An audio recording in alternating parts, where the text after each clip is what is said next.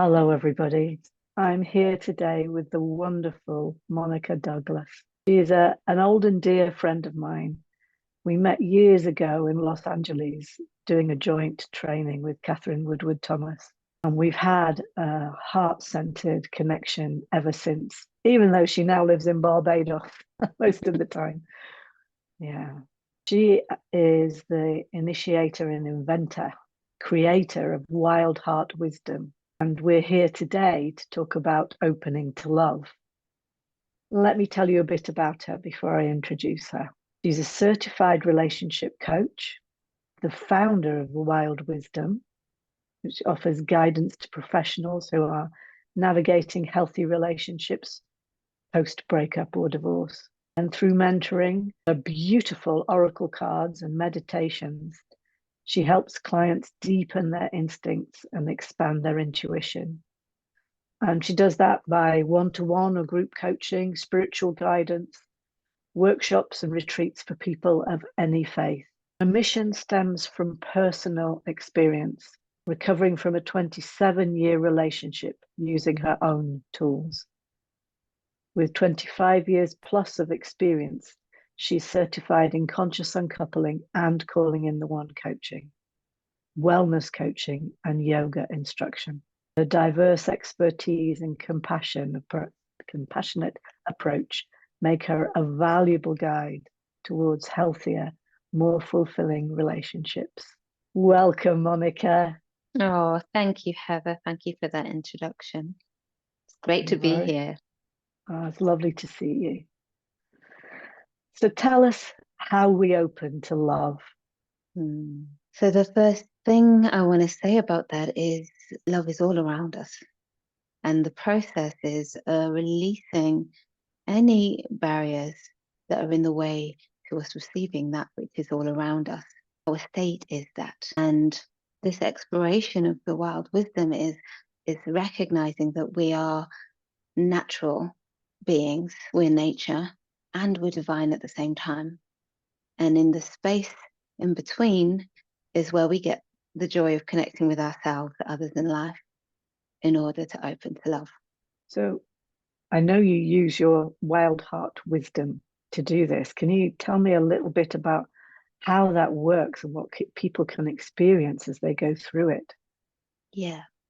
So wild heart wisdom is part of the wild wisdom. So the wild wisdom looks at the body, the heart, the mind, and the soul, and being aware of connecting with our intuition in the body. Our instinct in the body, our intuition in the heart, our insight in the mind, and inspiration from the soul. And in this discussion with you, I really wanted to focus on wild heart wisdom because it's talking about how we open our hearts, expand into intuition, and again, allow ourselves to see in the different aspects of our life where love is flowing and where it may be blocked. Yes, there's so much can get caught up with old baggage that we carry in all of those areas: body, soul, heart, mind. Yeah. So the wild wisdom is about it all. We're not missing anything out because actually it's a holistic system. When we are focused on love and relationships, it makes sense for the entry point to be the heart and to be our intuition. So that's why I wanted to speak to you about wild heart wisdom today. That's wonderful.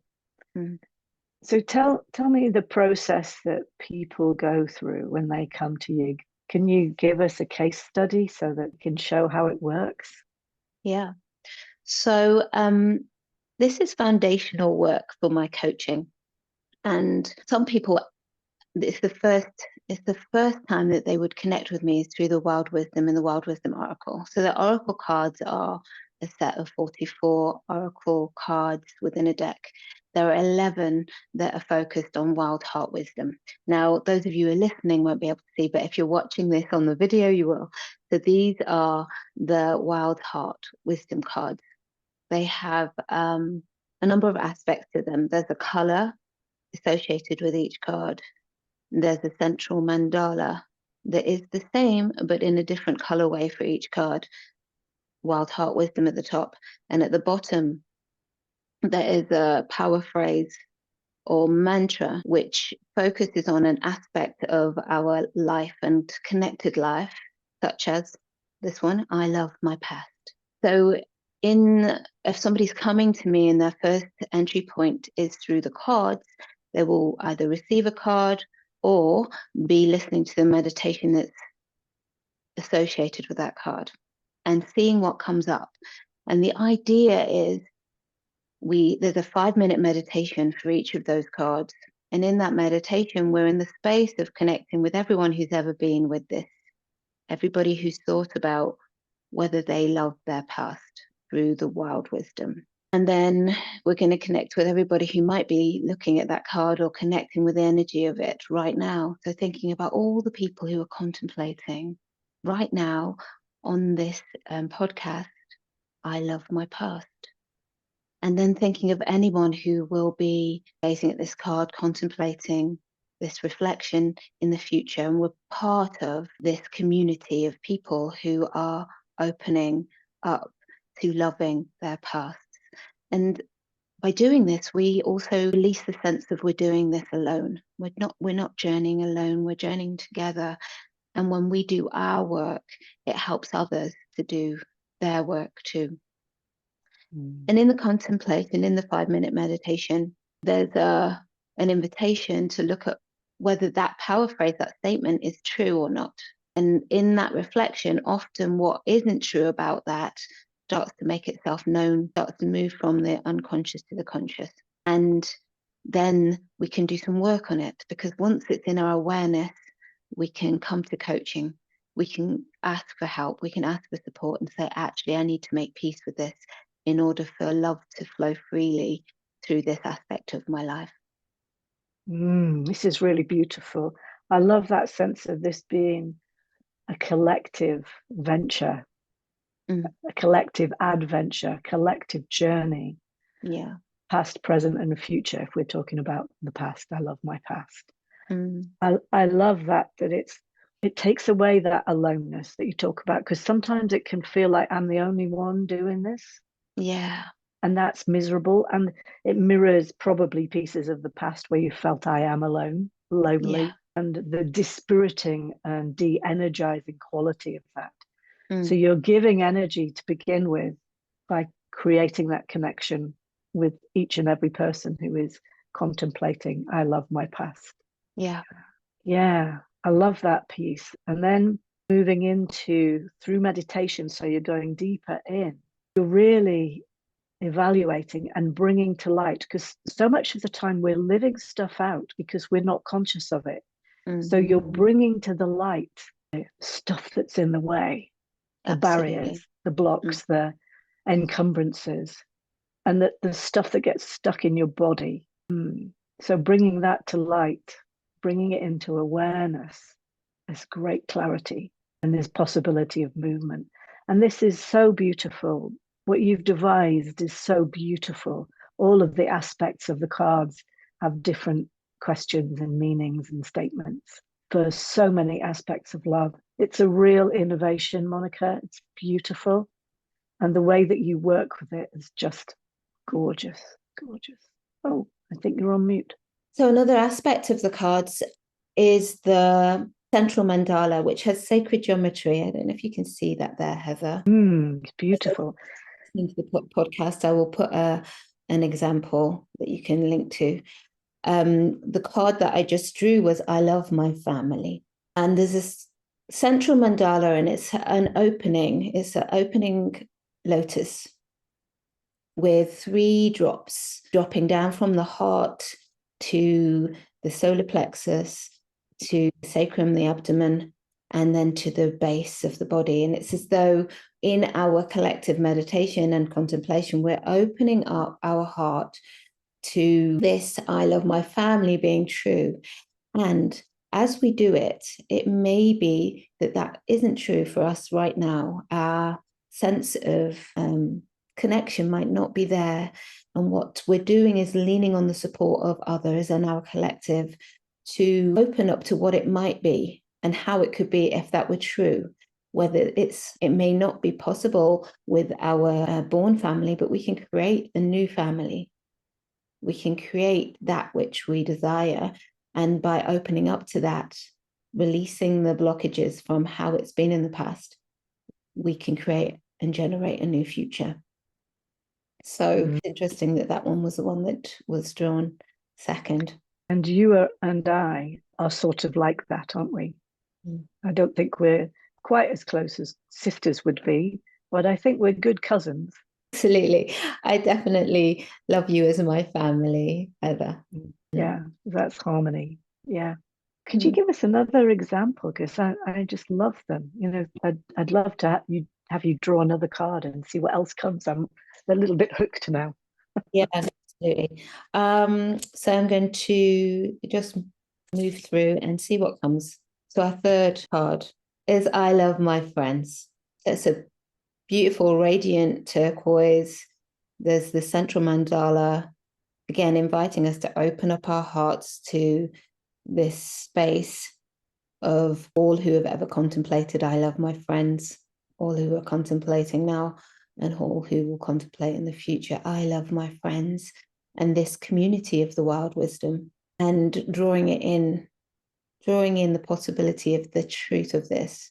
I love my friends into the heart, and then letting the essence of this drop down into the solar plexus, down into the abdomen and the sacrum, down into the root. I love my friends. And then down into the earth as though you're planting a seed for it to blossom in your life, so that you attract exactly the right friends, the people who love, accept, and respect you as you are, where you can have honest and open conversations, where you can thrive and grow and be encouraged to be more of who you are. This is beautiful. What I'm experiencing as we talk is that sense of being part of a wave together, that this work that you're doing is exemplifying that, all aspects of love. We're part of a rising tide of love in the world. And when the tide rises, we know all boats rise together. So we're in a mission together, and you in particular, to raise as many boats as possible. And I love it that you're doing it so deeply. It's not just one aspect, because your wild wisdom involves movement. You're very sensitive to the body. You're an interfaith minister, so that you've got all aspects of spiritual life within you. Your heart we know about, absolutely. And you have a crystal clear imagination and intuition, and created beautiful things in these cards. And there's something that keeps on for me. It is like watching a lotus flower, watching you develop in your work. It's like petal after petal unfolding and more developing. And that's what you're offering to people, more and more and more. We talked about, before we recorded, some lovely questions to ask. Sitting with the card and exploring, is this true for me? Is there something that would need to change? How am I showing up? What choices am I making? What needs to shift and grow in me to fully express, say, I love my friends? Yeah. Love it. I love it. Yeah, it's been so beautiful. I've held 2 44-day meditation circles. So they've got the cards, they're sitting with them. We're doing the 5-minute meditation at some point during the day, and then just, checking in with one another. And in those circles, it's been beautiful, the responses. I'm going to read one, actually. Somebody sent me the most beautiful response on day 43 of the 44. This was her response. I've just written in my diary, I love being me. I love who I am. I've never had that thought in my being. Now it's planted. How lovely is that? Gave me the chills. Yeah, when I got it, I was so touched, Heather. This practice is so simple. Like, people are like, oh yeah, but actually there's something so deep and powerful about it, like, because it's so simple. And these came to me 3 years ago, Heather. I was in Barbados. I did a download, started writing bits of paper on the wall with blue tack, with these phrases, these words, these images that were coming to me. And I had the courage to keep with the creative process. And there were times when I was like, why don't you just get these out there? And it was like, no, not ready.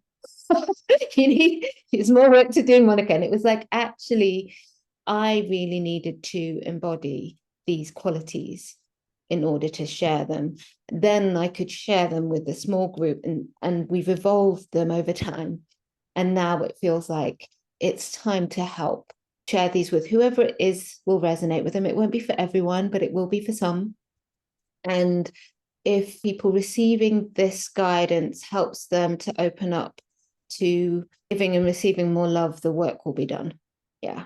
It's beautiful. It's beautiful.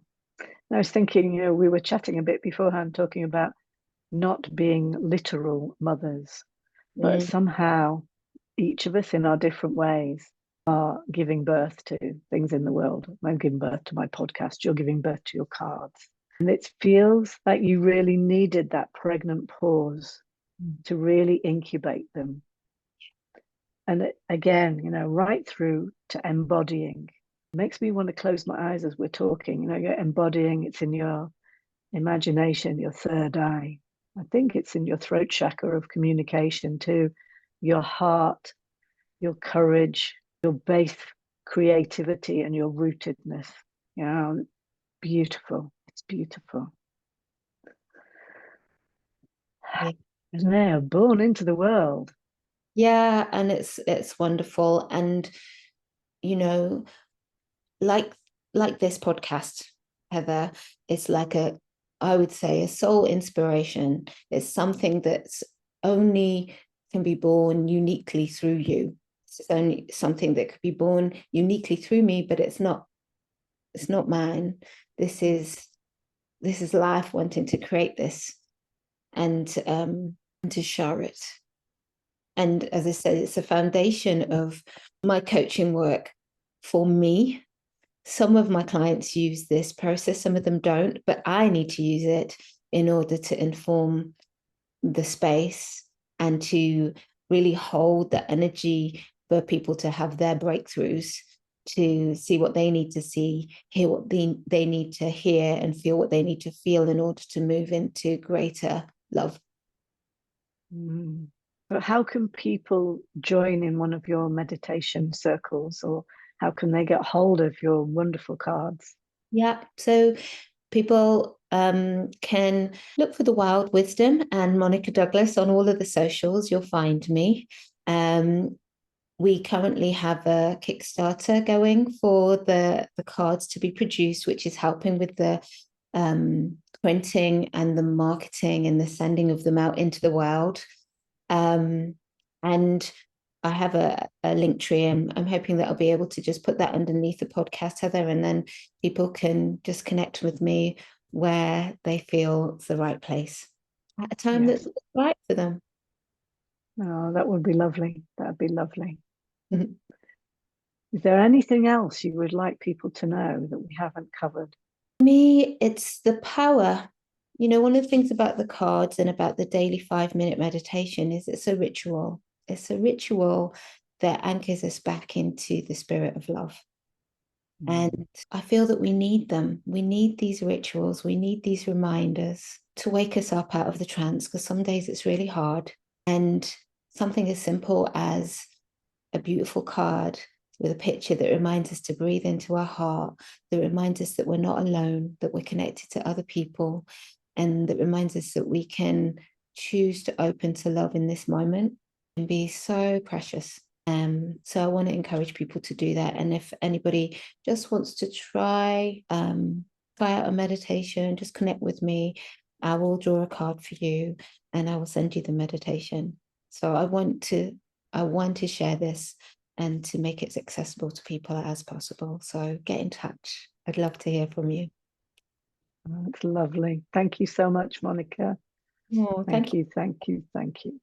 Bless you. And thank you for all that you're doing to bring these loving voices into the world. Thank you.